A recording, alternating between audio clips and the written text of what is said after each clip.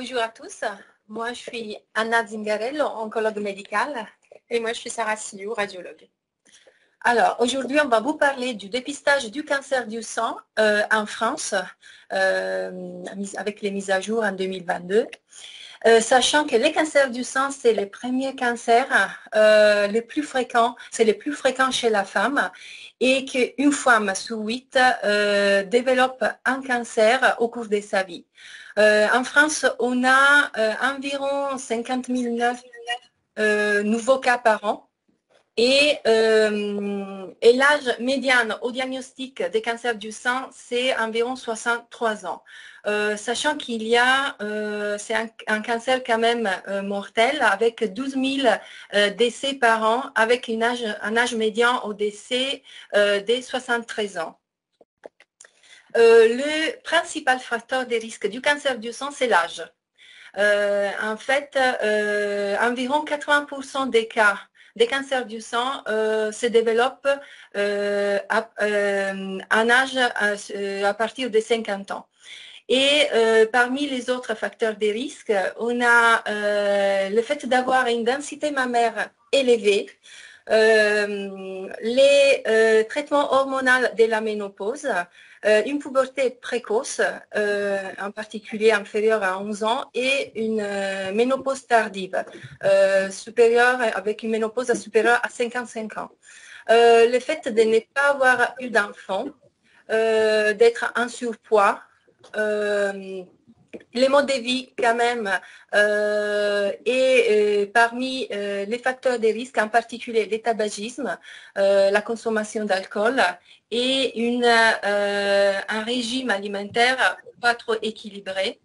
Il y a aussi des antécédents familiaux, en particulier le fait d'avoir dans la famille des cancers du sang ou de l'ovaire peut représenter un facteur de risque. Dépistage organisé, c'est très important, on parle de dépistage organisé. Quel est son rôle? C'est en fait détecter précocement un cancer du sang. Les dépistages, il existe en France et il existe aussi dans des autres pays. Et il y a des études internationales qui ont démontré que le dépistage peut réduire la mortalité de 15 jusqu'à 21%. Le fait de détecter de façon précoce un cancer du sang, ça veut dire aussi avoir un meilleur pronostic, sachant que dépister un cancer du sang à un stade précoce peut porter à une guérison dans plus de 90% des cas. Là, la détection précoce d'un cancer du sang, ça veut dire aussi la réalisation, faire des traitements moins lourds et aussi des séquelles moins importantes. À quel âge? Il faut retenir que pour la population générale, celle qui est étiquetée comme un risque moyenne, dont on parlera tout à l'heure, il faut se rappeler que le dépistage démarre à l'âge de 50 ans et de 50 ans jusqu'à 74 ans. Et les patients sont appelés, les femmes à partir de 50 ans sont appelées tous les 2 ans à faire leur dépistage. Alors, concernant les niveaux de risque, alors il y a 3 niveaux de risque. Le risque moyen, c'est le risque de la population générale. En fait, on parle de risque moyen pour toutes les femmes qui ont entre 5 ans et 74 ans qui n'ont pas d'autre facteur de risque que l'âge. Et ces femmes-là sont concernées par le dépistage organisé. Après, on a le risque élevé, les risques très élevés, où le dépistage est plus adapté. Les risques élevés concernent des femmes qui ont des antécédents personnels de cancer du sang, de l'utérus, de l'endomètre, des antécédents personnels des lésions frontières, comme par exemple l'hyperplasie atypique ou des affections prolifératives bénignes, des femmes qui ont été irradiées au niveau thoracique à haute dose avant l'âge de 30 ans, comme par exemple pour un lymphome de Hodgkin, et les femmes qui ont des antécédents familiaux des cancers du sang. Avoir par exemple 2 antécédents au premier degré supérieurs à 50 ans ou un antécédent au premier degré inférieur à 50 ans. Pour ce qui concerne les risques très élevés, c'est toutes les femmes qui ont des mutations génétiques familiales des gènes BRCA1 et BRCA2. Et il faut bien se rappeler que à partir de l'âge de 25 ans, est recommandé un examen clinique des sangs chez toutes les femmes par le médecin généraliste ou le gynécologue. Et c'est indépendamment de son niveau de risque. Et maintenant, je laisse la parole à ma collègue, Dr. Siu. Donc le dépistage en imagerie, on va utiliser différentes techniques d'imagerie. La mammographie qui va être l'examen de référence avec au minimum 2 incidences par sein, parfois complétée par la technique de tomosynthèse qui est une acquisition qu'on appelle 3D du sein. L'échographie mammaire qui est l'examen complémentaire à la mammographie qui doit être réalisé chez les patientes qui présentent des seins denses en glandes type C ou D, ou alors chez des patientes qui vont présenter une mammographie anormale qui sera classée ACR3, 4 ou 5. On va revenir sur la classification juste après. Ou chez une patiente qui présente un examen clinique anormal, par exemple une masse à la palpation ou un écoulement mamelonnaire. L'IRM mammaire, on sait qu'en dépistage, les études l'ont montré, c'est une technique qui est supérieure à l'imagerie standard, donc mammographie et échographie mammaire concernant le dépistage de lésions infracliniques, mais c'est une technique qui est à réserver à la population à haut risque de cancer du sein, car c'est une technique qui génère beaucoup de faux positifs en imagerie, donc on doit la réserver à des patientes à haut risque. Chez les femmes non ménopausées, l'IRM mammaire, elle est vraiment à réaliser en deuxième partie de cycle, deuxième semaine de cycle, excusez-moi, donc entre J7 et J14, notamment pour éviter ce risque de faux positif. Donc juste pour revenir rapidement sur le système BI-RADS de l'ACR qui nous permet en tant que radiologue de classer les images mammographiques et que vous retrouvez en conclusion des comptes rendus de la mammographie. Quand on classe une mammographie ACR0, c'est simplement qu'on attend d'autres investigations complémentaires pour conclure notre examen, soit la comparaison avec les examens antérieurs de la patiente qu'elle ne nous a pas forcément rapporté le jour de l'examen, ou alors la réalisation par exemple d'une IRM mammaire pour caractériser certaines lésions qu'on n'a pas pu caractériser en mammographie et échographie mammaire le jour du rendez-vous.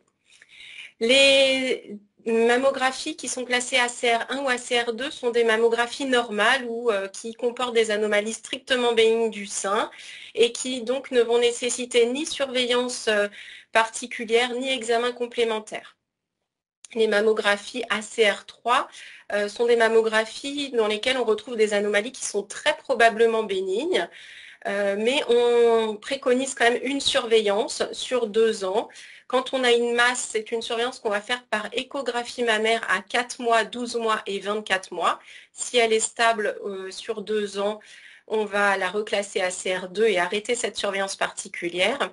Et un foyer de microcalcification qu'on ne verra qu'en mammographie, on va le surveiller en mammographie unilatérale à 6 mois, 12 mois et 24 mois avant de le reclasser en anomalie bénigne ACR2 s'il ne se modifie pas dans le temps. Les mammographies qu'on classera ACR4 ou ACR5, donc ce sont des mammographies qui cette fois-ci sont anormales et qui donc comportent des anomalies qui sont potentiellement des cancers, donc avec une valeur prédictive positive de cancer sur les ACR5 à plus de 95%.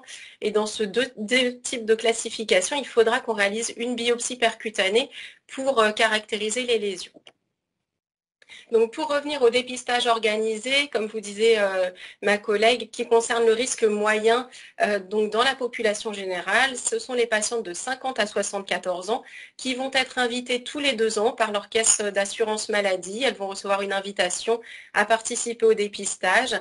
Le dépistage organisé, il comporte toujours un examen clinique réalisé par le radiologue associé à une mammographie bilatérale. C'est un examen qui va être pris en charge à 100% pour la patiente.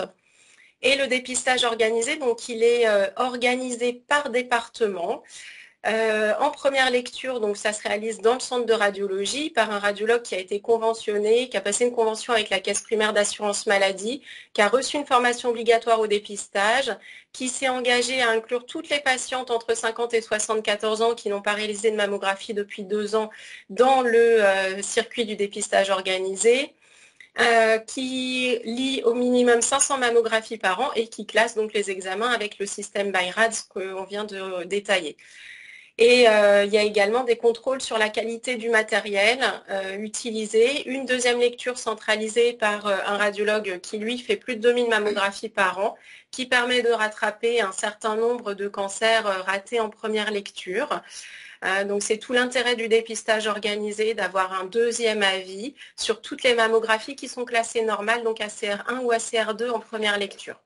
Et enfin, il y a une évaluation nationale qui se fait de l'efficacité de ce dépistage. Donc là, je vous ai remis quelques images de mammographie de patientes qu'on a pu recevoir dans le cadre d'un dépistage avec des seins ici qui étaient peu denses en glandes et une imagerie strictement normale. Donc on fait toujours face et oblique externe par sein. Parfois, on peut compléter par d'autres clichés complémentaires si nécessaire. Également une deuxième patiente qui venait dans le cadre du dépistage organisé avec une mammographie normale.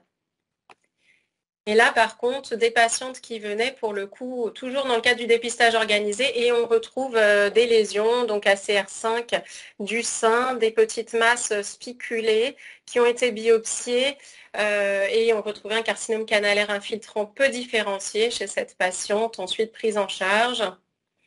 Une autre mammographie de dépistage. Cette fois-ci, on retrouve à nouveau au niveau du sein droit rétromamelonnaire. C'est pas une masse, c'est ce qu'on va appeler en radiologie une distorsion architecturale. On voit que la glande mammaire, elle est rétractile, avec une image spiculée en arrière du mamelon. Vous voyez peut-être pas bien sur les clichés, mais j'ai pas mis les agrandissements. Il y avait quelques microcalcifications associées. Et à la microbiopsie, on retrouve un carcinome canalaire infiltrant. Et une dernière mammographie de dépistage, également classée ACR5 chez cette patiente parce qu'on avait détecté en mammographie à nouveau une petite masse discrètement spiculée, confirmée en échographie mammaire et biopsiée sous contrôle échographique avec un carcinome canalaire infiltrant. Ensuite, si on passe aux patientes qui présentent un surrisque de cancer du sein, donc dans la catégorie de patientes à risque élevé de cancer du sein, le dépistage, comme vous le disiez tout à l'heure, le docteur Zingarello, doit être adapté. Donc cette fois-ci, on va recommander un dépistage à partir de l'âge de 40 ans et sur un rythme annuel entre 40 et 50 ans. À partir de l'âge de 50 ans, ces patientes, elles vont pouvoir rejoindre le dépistage organisé et bénéficier d'un examen tous les 2 ans. Dans cette catégorie de patientes à risque élevé de cancer du sein, ce qui est recommandé actuellement par l'HAS, c'est un dépistage par mammographie, associé éventuellement à une échographie mammaire si elle présente des seins de densité glandulaire élevée, parce que dans ce type de sein à densité glandulaire élevée, on peut rater des images de petite taille en mammographie. L'IRM, par contre, n'est pas recommandé en première intention dans le dépistage des patientes à risque élevé. Ce sera effectué au cas par cas. Et enfin, donc la troisième catégorie de patientes qui présentent un risque très élevé de cancer du sein ou haut risque également, ça concerne en France environ 60 000 patientes qui présentent une mutation génétique prédisposant au cancer du sein. Dans cette catégorie de population, la surveillance elle est à réaliser à partir de l'âge de 30 ans et également sur un rythme annuel. Rythme annuel par contre qui sera conservé tout au long de la vie de la patiente pour les patientes à très haut risque de cancer du sein. Et le dépistage, il va être également adapté au niveau de la technique, puisque pour les patientes à risque très élevé, on commencera par réaliser l'IRM mammaire, donc en deuxième semaine de cycle, quand elles ne sont pas encore ménopausées. Et suite à l'IRM, on complète par un cliché de mammographie, plus ou moins l'échographie mammaire, si on a des anomalies à caractériser en IRM. Oui, on a une petite parenthèse, c'est pour les scores des Zinger. En fait, si vous avez au cabinet une patiente qui a des antécédents, c'est un score qui peut vous guider. En fait, c'est un score familial d'analyse de l'arbre généalogique qui est utilisé pour valider ou pas l'indication à une consultation d'oncogénétique. Comme vous pouvez voir à gauche, vous faites l'interrogatoire à la patiente et selon les résultats, si on a un résultat égal à 3 ou plus, il y a une indication à une consultation d'oncogénétique.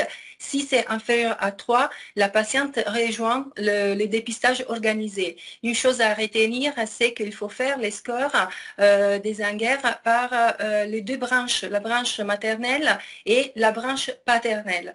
Et il faut prendre les scores les plus élevés.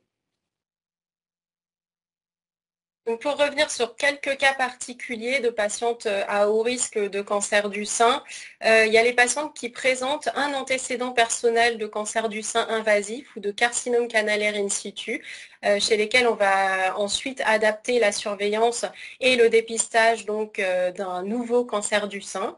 Par la réalisation d'un examen clinique, cette fois-ci qui sera préconisé tous les 6 mois pendant les 2 ans qui vont suivre la fin de leur traitement, puis de façon annuelle, et une mammographie annuelle plus ou moins associée à l'échographie mammaire, sans limite de durée dans le suivi. Les patientes qui vont présenter également un antécédent personnel de lésion frontière du sein, donc soit une hyperplasie canalaire atypique ou une hyperplasie lobulaire atypique, ou alors un antécédent de carcinome lobulaire in situ, ces 3 types de lésions frontières du sein, elles seront surveillées de façon annuelle par échographie, par mammographie pendant 10 ans. Et au terme de cette période de surveillance de 10 ans, soit la patiente a plus de 50 ans, elle rejoint le programme national de dépistage organisé avec un dépistage tous les 2 ans. Si elle n'a pas encore 50 ans, il faut continuer ce suivi tous les 2 ans jusqu'à l'âge de 50 ans, âge auquel elle va rejoindre le programme de dépistage national. Et enfin, un dernier cas particulier, donc les patientes qui ont un antécédent de radiothérapie thoracique à haute dose, notamment pour maladie de Hodgkin. Elles, c'est des patientes qu'on va devoir surveiller par IRM mammaire tous les ans, et ce, à partir de 8 ans après la fin de l'irradiation, au plus tôt à l'âge de 20 ans pour l'examen clinique et à l'âge de 30 ans pour l'IRM mammaire. Suite à l'IRM, elles auront également la réalisation d'un cliché de mammographie, plus ou moins l'échographie si on a besoin de caractériser une image IRM. Et ce suivi à nouveau recommandé sans limite de durée. Ouais. Et on termine avec une étude, l'étude MyPEPS, c'est l'étude My Personal Breast Screening. C'est une étude clinique internationale qui a le but d'évaluer si une stratégie de dépistage personnalisé du cancer du sein peut être une meilleure option à l'actuel dépistage standard. Actuellement, 30 000 femmes ont été déjà incluses dans l'étude et vous pouvez voir ici, pour prendre plus d'infos, il y a les liens et vous pouvez devenir aussi médecin investigateur. Il faut vous connecter et voir la procédure à suivre.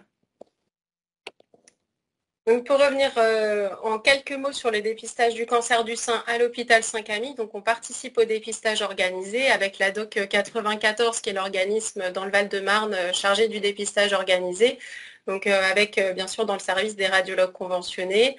En 2021, on avait réalisé à peu près un petit peu moins de 2000 mammographies dans le service, dont 800 dans le cadre du dépistage organisé. Et donc, on a le plateau technique complet pour réaliser le dépistage sur l'hôpital avec le mammographe avec la tomosynthèse, des échographes IRM et également toutes les techniques de biopsie si nécessaire de prélever une patiente en microbiopsie éco-guidée, en macrobiopsie éco-guidée et également en macrobiopsie sous stéréotaxie. Et après le diagnostic, à l'hôpital Saint-Camille, on prend en charge en oncologie tout ce qui concerne chimiothérapie, hormonothérapie, soins de support. On a une RCP où tous les dossiers sont staffés. On a notre réseau. On travaille concernant la chirurgie gynécologique avec la clinique Gaston Métivé à Saint-Maur et avec l'hôpital militaire Bégin à Vincennes. Et pour la radiothérapie, on travaille avec l'hôpital Chi de Créteil. Voilà, on vous laisse les contacts si vous avez besoin. Merci. Merci. Parfait. Ne bougez pas, ne bougez pas. Il y aura probablement d'autres questions. Je vais partager. Tac. Ça m'a l'air d'être bon, mais sinon je ne suis pas habitué à l'application Teams. Écoutez, est-ce que vous avez des petites questions à poser à Anna et Sarah sur leur présentation et sur des questions que vous posent questions que vous posent vos patientes au cabinet sur ce dépistage? Oui, Xavier, j'avais une question par rapport au cancer du sein, mais chez l'homme, quand ça arrive, est-ce que les enfants ont un risque particulier, filles et garçons? Et pour les garçons, comment on le prend en charge à ce moment-là? Pour les fils, quoi. Les fils du monsieur qui a un cancer, voilà, comment les risques pour les enfants, et si les enfants sont masculins, comment on prend en charge le facteur de risque pour ce fils? Alors, chez l'homme, oui. C'est déjà très rare, c'est 1% des cas. Ouais. Et chez l'homme, quand il y a un cancer chez l'homme, il faut envoyer le patient d'emblée en consultation d'oncogénétique. D'accord. Donc là, on fait le diagnostic, oui ou non, il y a un risque. Et puis les enfants, après, on les envoie aussi pour faire des tests. Comment ça se passe? C'est le patient qui va être envoyé en consultation génétique. Et après, ça va suivre par rapport à la consultation. Mais c'est une indication en dehors de tout, même s'il n'y a pas d'antécédents familiaux, c'est une indication envoyée d'emblée les patients en oncogénétique. Tu as des adresses de consultation oncogénétique? Oui, nous on les envoie à Mondor. À Mondor, ok. Mais de toute façon, par exemple, quand ça arrive à un homme, j'ai un cas, moi je l'ai pris pour démarrer le traitement et je me suis chargée de l'envoyer en consultation. D'accord, parce que j'ai un patient calcaire, il a 2 filles, qu'est-ce que je fais pour ces 2 filles? En fait, le dépistage après, c'est-à-dire que l'oncogénéticien, il va rechercher la mutation chez le patient qui a le cancer. S'il retrouve une mutation, il va tester les enfants. Donc, c'est un processus qui est assez long. Si jamais la mutation, elle n'est pas retrouvée chez les enfants, dans ce cas-là, ils rejoignent le risque des autres patients, donc dépistage organisé, sauf s'il y a d'autres antécédents dans la famille. Si jamais il retrouve pas, s'il retrouve la mutation, après c'est l'oncogénéticien qui va dire s'il le classe dans une catégorie à risque élevé ou à risque très élevé de cancer du sein. Ça, c'est lui qui donne son avis suite à la consultation d'oncogénétique où il aura refait l'arbre généalogique de la patiente. D'accord, ok. Merci. Est-ce que quelqu'un d'autre a une seconde question? Oui, bonjour, je suis docteur Chuniacher à Chenevière. Une petite question concernant les patientes à risque moyen. J'ai lu une étude sur, on va dire, la remise en cause de l'intérêt du dépistage organisé entre 50 et 60 ans en termes de mortalité. En gros, il comparait sur 100 000 femmes qui faisaient pas le dépistage avec 100 000 femmes qui le faisaient. Et entre les surdiagnostics, les surtraitements, la morbimortalité induite par les traitements, etc., ils estimaient qu'il n'y avait pas vraiment de différence de mortalité in fine. Bon, ils ne proposaient pas non plus de meilleures stratégies. Je voulais savoir si vous aviez des précisions à apporter sur cette question. Alors, c'est tout l'intérêt de l'étude MyPeps qui est actuellement en cours, qui se fait, c'est une étude européenne qui se fait sur plusieurs pays, qui va inclure des milliers de patientes sur plusieurs années pour essayer de voir si on peut en fait mieux caractériser le risque de cancer du sein chez les patientes et les classer dans différentes, refaire plus de niveaux de risque que ce qui est proposé actuellement. Et éventuellement pour des patientes qui auraient vraiment un faible risque de cancer du sein, espacer la surveillance à un rythme tous les 4 ans, en fait. Mais actuellement, les recommandations, tant que cette étude n'est pas terminée, qu'on n'a pas les résultats, elles restent sur la surveillance habituelle, donc à réaliser tous les 2 ans, et l'examen clinique de façon annuelle. Après, les études qui remettent en cause le dépistage du cancer du sein, je pense qu'Anna pourra vous en parler plus. C'est vrai que Alors, la deuxième lecture, dans le cadre du dépistage organisé, ça permet de rattraper des cancers qui auraient été ratés en première lecture, donc d'optimiser ce dépistage en détectant le maximum de cancers et en évitant du coup de trouver des cancers de l'intervalle. Et quand même au niveau du traitement...